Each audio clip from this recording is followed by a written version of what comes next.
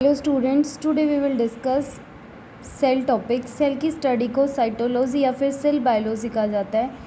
Cell क्या एक structural और फंक्शनल यूनिट होती है लाइफ की। सेल से मिलके बनते हैं टिश्यू, टिश्यू से ऑर्गन, ऑर्गन से organ system, then organism. Cell की डिस्कवरी रॉबर्ट हुक ने 1665 के अंदर की थी।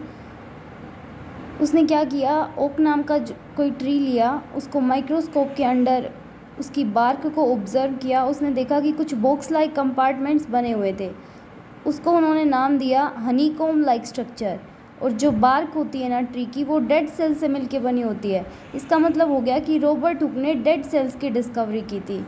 और लिविंग सेल को डिस्कवर किया था एंटोनी लिवेनहॉक ने। उसने क्या देखा, पॉन्ड वाटर के अंदर जो एल्गी प्रेजेंट होती है, जिसको हम स्पायरोगायरा बोलते हैं, उसको ऑब्जर्व किया अंडर द माइक्रोस्कोप।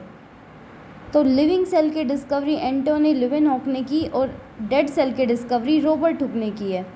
अब देखो, सेल थ्योरी किसने दी है? स्किल्डन एंड स्वान, दो साइंटिस्ट थे। सेल थ्योरी क्या कहती है कि सेल जो होती है ना, वो फंडामेंटल यूनिट ऑफ लाइफ होती है। सेकंड पॉइंट है सेल थ्योरी का, सभी जो ऑर्गेनिजम्स हैं वो सेल से बन के बने होते हैं। थर्ड पॉइंट होता है कि सेल डिवीज़न की हेल्प से ही ऑर्गन सिस्टम जो है वो तैयार होते हैं, टिश्यूज़ बनते हैं। मतलब प्री एग्जिस्टिंग सेल से ही क्या होता है, ऑर्गेनिज्म बनता है, सेल्स का फॉर्मेशन होता है। आगे देखो, ओमनिस ई सेलुला, ये स्टेटमेंट दी थी एक साइंटिस्ट ने जिसका नाम था रुडोल्फ विर्चो। इसका क्या मतलब है कि सभी जो सेल्स हैं वो प्री एग्जिस्टिंग सेल से डिराइव होती हैं। कई बार क्वेश्चन आ जाता है कि ये जो स्टेटमेंट है ये किस साइंटिस्ट ने दे रखी है, तो answer will be Rudolf Virchow. आगे डिस्कस करते हैं। यहाँ पे देखो, एनिमल सेल और प्लांट सेल के डिफरेंसेस के बारे में देखेंगे। आउटर मेम्ब्रेन को हम प्लाज्मा मेम्ब्रेन बोलते हैं। इसके अंदर न्यूक्लियस प्रेजेंट होता है जो कि स्फेरिकल शेप का होता है, और न्यूक्लियस के अंदर एक स्फेरिकल बॉडी प्रेजेंट होती है, इसको हम न्यूक्लियोलस बोलते हैं। अब देखो, वैक्यूल जो है सिंगल लेयर प्रेजेंट होती है। लाइजोसोम्स जिनको हम सुसाइडल बैग बोलते हैं, ये सेक लाइक स्ट्रक्चर होता है। एंडोप्लाज्मिक रेटिकुलम जो कि न्यूक्लियस के साथ अटैच पार्ट है, इसको बोलते हैं। और इसके ऊपर जो ग्रेन्यूल्स लाइक स्ट्रक्चर है उनको बोलते हैं हम राइबोसोम्स। ये प्रोटीन का सिंथेसिस करते हैं। यहाँ पे देखो, ये डबल लेयर जो मेम्ब्रेन दिखा रखी है, ये माइटोकॉन्ड्रिया की है। इसको power house of the cell कहा जाता है। साइटोप्लाज्म क्या है, जो लिक्विड मटेरियल है जिसके अंदर सारे ऑर्गेनल्स प्रेजेंट हैं, उसको बोलते हैं हम साइटोप्लाज्म। और एक स्टार शेप का ऑर्गेनल प्रेजेंट होता है, इसको हम बोलते हैं सेंट्रियोल। अब देखो, प्लांट सेल के अंदर कुछ चीज़ें प्रेजेंट एक्स्ट्रा होती हैं, जैसे कि इसके अंदर सेल वॉल प्रेजेंट होती है जो कि आउटर मेम्ब्रेन होती है सेल मेम्ब्रेन की प्लांट सेल के अंदर। और वैक्यूल्स जो होती हैं, यहाँ पे नंबर ऑफ वैक्यूल्स प्रेजेंट होती हैं एनिमल सेल के अंदर, लेकिन यहाँ पे एक ही वैक्यूल प्रेजेंट होती है जो कि साइज़ में भी बड़ी होती है in comparison to animal cell. यहाँ पे देखो, प्लास्टिड्स प्रेजेंट होते हैं। प्लांट्स के अंदर जो कलर प्रेजेंट होता है ना, वो प्लास्टिड की वजह से ही प्रेजेंट होता है, और न्यूक्लियस तो दोनों के अंदर प्रेजेंट होता है। और जितने भी मटेरियल साइटोप्लाज्म के अंदर प्रेजेंट है, जैसे कि माइटोकॉन्ड्रिया है, लाइजोसोम्स हैं और सेंट्रियोल्स हैं, ये प्लांट सेल के अंदर भी प्रेजेंट हैं। बस यहाँ पे ये दिखा रखा है कि क्या प्रेजेंट नहीं होता, यहाँ पे वो चीज़ें यहाँ पे डिस्क्राइब कर रखी हैं। आगे डिस्कस करते हैं। दो तरह की सेल्स होती हैं, प्रोकैरियोटिक सेल और यूकैरियोटिक सेल। प्रोकैरियोटिक सेल्स वे सेल्स होती हैं जिसके अंदर क्या होता है, साइटोप्लाज्म तो प्रेजेंट होता है और न्यूक्लियस भी प्रेजेंट होता है, लेकिन न्यूक्लियर मेम्ब्रेन के बाउंड में प्रेजेंट नहीं होता। अब देखो, यूकैरियोटिक सेल्स के अंदर क्या है, साइटोप्लाज्म है, न्यूक्लियस है, लेकिन न्यूक्लियस एक मेम्ब्रेन के अंदर बाउंड है और मेम्ब्रेन के अंदर डीएनए प्रेजेंट है। इसका मतलब क्या हो गया कि जो प्रोकैरियोटिक सेल हैं, इसके अंदर जो डीएनए है वो स्कैटर्ड फॉर्म में प्रेजेंट होता है, बाउंडलेस फॉर्म में प्रेजेंट होता है। उनको हम बोलते हैं प्रोकैरियोटिक सेल। प्रो का मतलब ही प्रिमिटिव या फिर प्राइमरी सेल्स से होता है। अब देखो, इसके एग्जाम्पल क्या हैं, जो लोअर ऑर्गेनिजम्स होते हैं, जैसे कि बैक्टीरिया है, ब्लू ग्रीन एल्गी है जिसको हम साइनोबैक्टीरिया बोलते हैं, और माइकोप्लाज्म जो कि स्मॉलेस्ट सेल है, ये क्या है, प्रोकैरियोटिक सेल्स हैं। यूकैरियोटिक सेल के अंदर जो भी बड़े एनिमल्स हैं, ह्यूमन भी यूकैरियोटिक सेल के अंदर आते हैं। एनिमल, डॉग, कैट, जो भी एनिमल्स हैं यूकैरियोटिक सेल के अंदर आएंगे। आगे देखो, जो डीएनए होता है ना प्रोकैरियोटिक सेल के अंदर, वो not covered by a membrane. लेकिन यहाँ पे जो है एक मेम्ब्रेन से कवर होता है यूकैरियोटिक सेल के अंदर। मेम्ब्रेन बाउंड सेल्स ऑर्गेनल्स जो हैं यहाँ पे एब्सेंट होते हैं। जितने भी ऑर्गेनल्स प्रेजेंट होते हैं प्रोकैरियोटिक सेल के अंदर, उनके ऊपर जो मेम्ब्रेन है वो प्रेजेंट नहीं होती, लेकिन जो यूकैरियोटिक सेल हैं उनके अंदर हर ऑर्गेनल के ऊपर जो मेम्ब्रेन है वो प्रेजेंट होती है। यहाँ पे राइबोसोम्स प्रेजेंट होते हैं दोनों के अंदर, लेकिन इसके अंदर 70S राइबोसोम प्रेजेंट है और यहाँ पे 80S राइबोसोम प्रेजेंट है। एस का क्या मतलब है यहाँ पे? सब यूनिट। यहाँ पे भी एस का मतलब सब यूनिट है। आगे डिस्कस करते हैं। न्यूक्लियस की खोज किसने की थी? रॉबर्ट ब्राउन ने 1831 के अंदर। न्यूक्लियस को control centre of the cell बोला जाता है, जो कि लार्जेस्ट पार्ट होता है किसका? सेल का। अब देखो कंट्रोल सेंटर क्यों बोला गया है? क्योंकि इसके पास जेनेटिक मटेरियल प्रेजेंट होता है। जेनेटिक मटेरियल में क्या है? डीएनए प्रेजेंट होता है। जीएनए क्या होता है? जो कि हेरिडिटी कैरेक्टरिस्टिक्स को कैरी करता है। हेरिडिटी कैरेक्टरिस्टिक्स कौन कैरी करता है? जीन्स कैरी करते हैं। अब देखो न्यूक्लियस के बाहर एक मेम्ब्रेन होती है, न्यूक्लियर मेम्ब्रेन, जो कि साइटोप्लाज्म और न्यूक्लियस को डिफरेंशिएट करती है। और न्यूक्लियस के अंदर एक और स्फेरिकल स्ट्रक्चर प्रेजेंट होता है जिसको बोलते हैं हम न्यूक्लियोलस। न्यूक्लियोलस के अंदर क्रोमोसोम्स प्रेजेंट होते हैं और क्रोमोसोम्स डीएनए और प्रोटीन से मिलके बने होते हैं और प्रोटीन का नाम होता है हिस्टोन प्रोटीन। क्रोमोसोम्स के अंदर क्या होता है? थ्रेड लाइक स्ट्रक्चर प्रेजेंट होते हैं जिनको हम क्रोमैटिन बोलते हैं। जब सेल्स का डिवीज़न नहीं होता ना, तो ये जो क्रोमोसोम्स हैं ये क्रोमैटिन फॉर्म में प्रेजेंट होते हैं। क्रोमैटिन का मतलब है कि स्कैटर्ड फॉर्म ऑफ डीएनए, इस फॉर्म में प्रेजेंट होते हैं। लेकिन जैसे ही सेल डिवीज़न स्टार्ट हो जाएगा तो ये एक शेप ले लेंगे, एक प्रॉपर फॉर्म ले लेंगे जिनको हम क्रोमोसोम्स बोलेंगे। और क्रोमोसोम्स क्या कैरी करते हैं? जीन्स कैरी करते हैं। जीन्स का क्या मतलब है? जो कि हेरिडिटी कैरेक्टरिस्टिक्स को ट्रांसफ़र करता है। पेरेंट से ऑफस्प्रिंग के अंदर जो भी कैरेक्टर आएंगे वो by the help of genes आएंगे, इसलिए जीन्स को फंक्शनल सेगमेंट ऑफ डीएनए भी कहा जाता है। न्यूक्लियस कैसा होता है? डबल मेम्ब्रेन होता है। यहाँ पे देखो ये क्या है? सेमी परमिएबल मेम्ब्रेन या फिर प्लाज्मा मेम्ब्रेन बोल सकते हैं, आउटर मेम्ब्रेन बोल सकते हैं। इसके अंदर दिखा रखा है ये डबल मेम्ब्रेन का न्यूक्लियस। न्यूक्लियस के अंदर पोर्स प्रेजेंट होते हैं, इनको हम बोलते हैं न्यूक्लियर पोर। इसके अंदर ये क्रोमैटिन मटेरियल दिखा रखा है जो कि थ्रेड लाइक स्ट्रक्चर का होता है। न्यूक्लियस के अंदर जेली लाइक सब्सटेंस भी प्रेजेंट होता है जिसको हम न्यूक्लियोप्लाज्म या फिर न्यूक्लियर मैट्रिक्स बोलते हैं। अब देखो न्यूक्लियस के अंदर डीएनए प्रेजेंट होता है।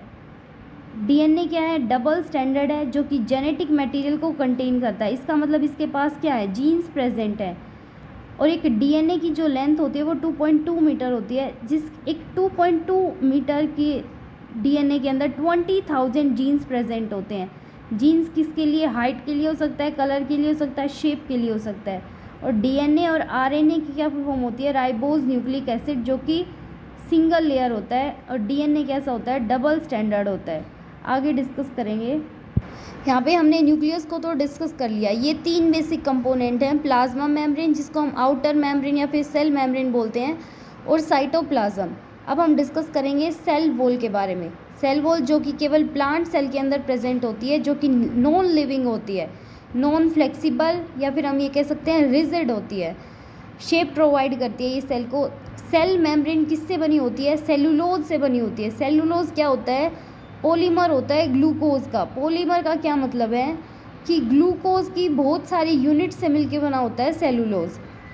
बैक्टीरिया के अंदर सेल वॉल प्रेजेंट होती है जो कि पेप्टिडोग्लाइकॉन से बनी होती है। फंगी की सेल वॉल जो है वो काइटिन से बनी होती है और प्लांट्स की जो सेल वॉल है वो सेलुलोज से बनी होती है। और सेलुलोज के अंदर 0% वाटर प्रेजेंट होता है, मतलब पानी प्रेजेंट होता ही नहीं है। सेलुलोज क्या है? एक तो पॉलीमर ऑफ ग्लूकोज है, या हम ये कह सकते हैं पॉलीसेक्राइड नेचर के होते हैं। सेक्राइड का मतलब होता है कार्बोहाइड्रेट और पॉली का मतलब हो गया मैनी, तो बहुत सारे कार्बोहाइड्रेट की चेन से मिलके बने होते हैं सेलुलोज। अब डिस्कस करेंगे हम प्लाज्मा मेम्ब्रेन, जिसको हम semi permeable selectively permeable membrane बोलते हैं। सेलेक्टिवली परमिएबल क्यों बोलते हैं? क्योंकि ये सभी मटेरियल को पास आउट नहीं होने देती, कुछ मटेरियल को ही गो थ्रू होने देती है, जैसे कि ऑक्सीजन और न्यूट्रिएंट्स को ही पास आउट होने देती है। जो प्लाज्मा मेम्ब्रेन होती है वो लिविंग मेम्ब्रेन होती है। अब देखो जो प्लाज्मा मेम्ब्रेन होती है ना, वो लिपिड्स और प्रोटीन्स दोनों से मिलके बनी होती है। हम ये भी कह सकते हैं फोस्फोलिपिड से बनी होती है, ये भी कह सकते हैं लाइपोप्रोटीन से। लाइपो मतलब लिपिड, प्रोटीन मतलब प्रोटीन। आगे डिस्कस करते हैं साइटोप्लाज्म। साइटोप्लाज्म किससे क्या होता है? साइटोप्लाज्म क्या होता है? जैसे देखो, ये सेल मेम्ब्रेन होगी या फिर प्लाज्मा मेम्ब्रेन, न्यूक्लियस हो गया। न्यूक्लियस के अंदर जो ये जेली लाइक मटेरियल, उसको बोलते हैं हम साइटोप्लाज्म। इसके अंदर बहुत सारे ऑर्गेनल्स प्रेजेंट होते हैं, जैसे माइटोकॉन्ड्रिया, वैक्यूल, गोल्जी बॉडी। अब माइटोकॉन्ड्रिया क्या कैसा होता है? डबल लेयर्ड का होता है। देखो यहाँ पे दिखा रखा है। इसकी जो अंदर वाली लेयर है उसको क्या बोलते हैं? क्रिस्टे बोलते हैं। जो माइटोकॉन्ड्रिया की जो आउटर लेयर है ये किससे बनी होती है? लिपिड और प्रोटीन से बनी होती है। माइटोकॉन्ड्रिया को power house of the cell बोलते हैं और ये सेमी ऑटोनोमस होता है। सेमी ऑटोनोमस का क्या मतलब है? कि ये खुद के प्रोटीन सिंथेसाइज करता है, इसके पास खुद का डीएनए होता है, खुद का आरएनए होता है, और राइबोसोम्स भी इसके खुद के होते हैं। तो इसलिए माइटोकॉन्ड्रिया को सेमी ऑटोनोमस बोला जाता है। जो हम रेस्पिरेशन टेक्स प्लेस करते हैं, एरोबिक रेस्पिरेशन, वो कहाँ टेक्स प्लेस होता है? माइटोकॉन्ड्रिया के अंदर होता है। देखो, सेलुलोज जब ऑक्सीजन के साथ रिएक्ट करता है तो CO2, वाटर और ATP देता है। जो CO2 होता है वो एक्सक्रिएशन के थ्रू बाहर निकल जाता है, वाटर यूरिन के थ्रू बाहर निकल जाता है, या फिर ये रेस्पिरेशन के थ्रू बाहर निकल जाती है CO2। लेकिन ATP का जो हम यूज़ करते हैं वो माइटोकॉन्ड्रिया के अंदर यूज़ होता है, और ATP को energy currency of the cell बोला जाता है। क्या लिख रखा है? Energy is released in it through cellular respiration, और ये एनर्जी क्या कहलाती है? Energy currency of the cell. ये सब माइटोकॉन्ड्रिया के अंदर टेक्स प्लेस होता है, जो रेस्पिरेशन की जो प्रोसेस होती है। अब देखो, वैक्यूल्स क्या होती हैं? स्टोरेज सैक बोलते हैं वैक्यूल्स को, क्योंकि ये क्या करती हैं? फूड को स्टोर करने का काम करती हैं। और जो आउटर मेम्ब्रेन होती है ना वैक्यूल्स की, वो टोनोप्लास्ट कहलाती है। वैक्यूल्स सिंगल मेम्ब्रेन की होती हैं। एनिमल्स के अंदर वैक्यूल्स का साइज़ स्मॉल होता है और प्लांट्स के अंदर वैक्यूल्स का साइज़ लार्ज होता है। 50 to 90% जो सेल वॉल्यूम है प्लांट्स के अंदर सेल का, वो वैक्यूल का होता है। अब देखो क्या क्या स्टोर कर सकती हैं वैक्यूल? सॉलिड लिक्विड कंटेंट, जैसे कि अमीनो एसिड है, शुगर है, ऑर्गेनिक एसिड है और प्रोटीन्स हैं। यहाँ पे देखो, हम एंडोमेम्ब्रेन सिस्टम पढ़ेंगे। इसके अंदर आते हैं 3 component: endoplasmic reticulum, Golgi apparatus और लाइसोसोम्स। एंडोप्लाज्मिक रेटिकुलम के 2 पार्ट होते हैं, SCR और RER। एंडोप्लाज्मिक रेटिकुलम का पूरा जो सिस्टम है वो राइबोसोम से कनेक्शन है। अगर राइबोसोम्स अटैच होंगे तो वो रफ एंडोप्लाज्मिक रेटिकुलम कहलाएगा। अगर नहीं प्रेजेंट है तो वो स्मूथ एंडोप्लाज्मिक रेटिकुलम कहलाएगा। स्मूथ एंडोप्लाज्मिक रेटिकुलम लिपिड्स का सिंथेसिस करते हैं और रफ एंडोप्लाज्मिक रेटिकुलम प्रोटीन का सिंथेसाइज करते हैं। SER जो है वो डिटॉक्सिफिकेशन करता है लीवर के अंदर। डिटॉक्सिफिकेशन का क्या मतलब है? जब हम ये अल्कोहल इनका कंजप्शन करते हैं ना, तो जो प्योरीफाई का काम करता है वो लीवर की हेल्प से SCR के द्वारा होता है, जो सेल के अंदर प्रेजेंट होता है। क्वेश्चन कैसे आता है कि एंडोप्लाज्मिक रेटिकुलम किस चीज़ का सिंथेसिस करता है? प्रोटीन का। और SCR जो है वो किसका करता है? लिपिड्स का। अब देखो, हमारी जो प्लाज्मा मेम्ब्रेन होती है वो किससे बनी होती है? लिपिड और प्रोटीन से। और लिपिड किसका सिंथेसाइज के द्वारा किया जाता है? SCR के द्वारा। RER के द्वारा प्रोटीन का। तो कंप्लीट क्या बनाता है? Endoplasmic reticulum. इसका क्या मतलब हुआ कि जो प्लाज्मा मेम्ब्रेन है वो किसकी हेल्प से फॉर्मेशन होती है? एंडोप्लाज्मिक रेटिकुलम की हेल्प से। अब देखो, राइबोसोम्स क्या काम करते हैं? प्रोटीन का सिंथेसिस करते हैं, या फिर हम ये कह सकते हैं कि राइबोसोम्स प्रोटीन फैक्ट्री हैं, प्रोटीन फॉर्मेशन करते हैं। 2 तरह के राइबोसोम्स हैं, 70S और 80S। S का मतलब होता है सब यूनिट। अब 70S के भी 2 पार्ट है, 50S, 30S, और 80S के भी 2 हैं, 60S और 40S। जो 70S के प्रोटीन्स है ना, वो बैक्टीरिया और वायरस, जो स्मॉल एनिमल्स हैं, स्मॉल माइक्रो ऑर्गेनिजम्स हैं, उनके अंदर प्रेजेंट होते हैं। और 80S जैसे बड़े जो नंबर में होते हैं ना, उनके अंदर प्रेजेंट होते हैं, लार्ज साइज़ में जो प्रेजेंट होते हैं। राइबोसोम्स का क्या काम होता है? ट्रांसपोर्ट का या फिर एक्सचेंज ऑफ मटेरियल्स में हेल्प करते हैं, या फिर हम ये कह सकते हैं क्योंकि प्रोटीन सिंथेसाइज करते हैं तो ये मैकेनिकल सपोर्ट प्रोवाइड करते हैं। अब देखो, गोल्जी अपैरेटस की खोज कैमिलो गोल्जी ने की थी। गोल्जी अपैरेट, अब देखो प्रोटीन का सिंथेसाइज हो गया, अब हम उनको कहीं स्टोर करेंगे तो वो गोल्जी अपैरेटस करता है। स्टोरेज प्लेस ऑफ प्रोटीन का काम कौन करता है? Golgi apparatus. ये मॉडिफाई का काम करता है, पैकेजिंग का काम करता है, और ट्रांसपोर्ट का, लाइजोसोम का सिंथेसिस भी गोल्जी अपैरेटस के द्वारा ही होता है। इसलिए गोल्जी बॉडी को क्या बोलते हैं? Traffic police of the cell. अब देखो, और इसको हम मदर ऑफ द सेल भी कहा जाता है गोल्जी अपैरेटस को।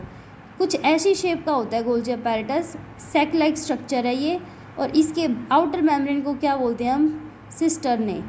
ब्लू ग्रीन एल्गी के अंदर, जिसको हम साइनोबैक्टीरिया बोलते हैं, गोल्जी बॉडी प्रेजेंट नहीं होती। अब देखो, लाइजोसोम्स को सुसाइडल बैग बोला जाता है, या फिर हम बोल सकते हैं एटम बॉम्ब के नाम से जाना जाता है। लाइजोसोम्स के अंदर हाइड्रोलाइटिक एंजाइम्स प्रेजेंट होते हैं, जो कि क्या करेंगे? खुद की सेल को खा जाते हैं, इसलिए उनको डाइजेस्टिव एंजाइम्स भी बोलते हैं। लाइजोसोम्स होते हैं वो सिंगल सेलुलर होते हैं। आगे देखो, प्लास्टिड्स। प्लास्टिड्स क्या होते हैं? जिनके पास खुद का डीएनए, आरएनए, प्रोटीन सिंथेसाइज करते हैं, एंजाइम्स हैं, इसलिए इनको भी सेमी ऑटोनोमस बोला जाता है। अब देखो, प्लास्टिड्स कैसे होते हैं? डबल लेयर्ड होते हैं, जो कि प्लांट्स के अंदर प्रेजेंट होते हैं। प्लास्टिड्स कलर प्रोवाइड करते हैं। प्लास्टिड के पास ही क्लोरोफिल नाम की पिगमेंट प्रेजेंट होती है, जो कि फूड फॉर्मेशन में हेल्प करती है। 3 तरह के प्लास्टिड होते हैं, क्लोरोप्लास्ट, क्रोमोप्लास्ट और ल्यूकोप्लास्ट। क्लोरोप्लास्ट जो है वो ग्रीन कलर प्रोवाइड करते हैं, क्रोमोप्लास्ट जो कि नॉन ग्रीन, इसका मतलब एक्सेप्ट ग्रीन कलर, जो भी कलर होता है ना वो क्रोमोप्लास्ट की वजह से होता है। ल्यूकोप्लास्ट जो कि कलरलेस या फिर वाइट कलर बोल सकते हैं हम। क्लोरोप्लास्ट की वजह से फूड फॉर्मेशन होता है, food formation by the help of photosynthesis होता है। क्लोरोप्लास्ट के पास डीएनए, आरएनए, खुद के राइबोसोम्स प्रेजेंट होते हैं। क्रोमोप्लास्ट क्या करता है? पोलिनेशन में हेल्प करता है, क्योंकि जब प्लांट्स, फ्रूट्स के ऊपर कलर आएगा तो जो बीज हैं वो अट्रैक्ट होंगे, इंसेक्ट जो हैं उनके पास से अट्रैक्ट होंगे, तो वो उनके पास पोलिनेशन के लिए जल्दी जाएंगे। आगे देखो, ल्यूकोप्लास्ट के बारे में डिस्कस करेंगे, जो कि कलरलेस होता है। ल्यूकोप्लास्ट 3 तरह का होता है, अमाइलोप्लास्ट, इलायोप्लास्ट और एल्यूरोप्लास्ट। अमाइलोप्लास्ट जो कि स्टोर करता है शुगर को, या फिर हम ये कह सकते हैं कार्बोहाइड्रेट को। इलायोप्लास्ट स्टोर करता है ऑयल और फैट्स को, और एल्यूरोप्लास्ट स्टोर करता है प्रोटीन्स को। यहाँ पे देखो, प्लास्टिड्स का फोटो दिखा रखा है। प्लास्टिड के अंदर क्या प्रेजेंट होते हैं? थैलेकोइड प्रेजेंट होते हैं, ये सेक लाइक स्ट्रक्चर प्रेजेंट होते हैं, ठीक है। इसी के अंदर क्लोरोफिल पिगमेंट प्रेजेंट होती है। देखो, प्लास्टिड डबल लेयर है, तो यहाँ पे डबल लेयर दिखा रखा है। ये सेलेक्टिव, जो बाहर वाली जो मेम्ब्रेन होती है वो परमिएबल होती है, और जो सेकंड मेम्ब्रेन होती है इसकी वो सेलेक्टिवली परमिएबल होती है। अब देखो, इसके अंदर क्या है? कुछ मैट्रिक्स प्रेजेंट है। इसके अंदर मैट्रिक्स के अंदर क्या क्या प्रेजेंट है? प्रोटीन है, राइबोसोम्स हैं, डीएनए है। इस मैट्रिक्स को क्या बोलते हैं हम? स्ट्रोमा बोलते हैं। डबल लेयर है, सेलेक्टिवली परमिएबल, इनसाइड वाली मेम्ब्रेन को बोला जाता है। अब देखो, ये जो सेक लाइक स्ट्रक्चर है, इस सिंगल को हम थैलेकोइड बोलते हैं, और कंप्लीट जो ये डब्बा बनेगा इसको हम बोलेंगे ग्रेना। और इनके जो स्पेस है ना, एक ग्रेना का पूरा सेक और दूसरा ग्रेने का पूरा सेक, इसके स्पेस को हम क्या बोलेंगे? इंटरग्रेना। अब देखो, क्लोरोप्लास्ट का क्या काम है? CO2 होती है और वाटर होती है। फोटोसिंथेसिस टेक्स प्लेस होगी तो ग्लूकोज की फॉर्मेशन हो जाएगी। तो ये काम कौन करता है? क्लोरोप्लास्ट करता है, जो कि फूड फॉर्मेशन में हेल्प करता है फोटोसिंथेसिस की हेल्प से इन द प्लांट्स। आगे डिस्कस करते हैं। जो बिगेस्ट सेल है वो है ओस्ट्रिच एग। स्मॉलेस्ट सेल होती है माइकोप्लाज्म या फिर गैली स्पेक्ट्रम, इसको हम PPLO के नाम से बोलते हैं। PPLO की फुल फॉर्म होती है pleuro pneumonia like organism. Longest cell क्या होती है? न्यूरॉन को हम लॉन्गेस्ट सेल बोलते हैं, जो कि 1 मीटर की होती है ह्यूमन बॉडी के अंदर। स्मॉलेस्ट सेल होती है स्पर्म। स्पर्म ऑप्शन में नहीं है तो RBC मिलेगा। Biggest cell of human body है ओवम। अब देखो, सेल नंबर के बेस के ऊपर ऑर्गेनिजम्स को कैटेगराइज कर रखा है, यूनिसेलुलर, मल्टीसेलुलर, एसेलुलर। यूनिसेलुलर का मतलब है सिंगल सेल प्रेजेंट है, जैसे bacteria, WBC, amoeba, paramecium, yeast euglena, chlamydomonas and Nostoc.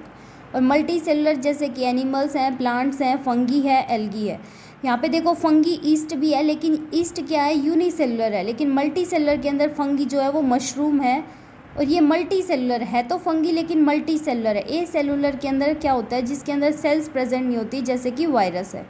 Thank you students, I hope so आपको समझ आया होगा। Thank you.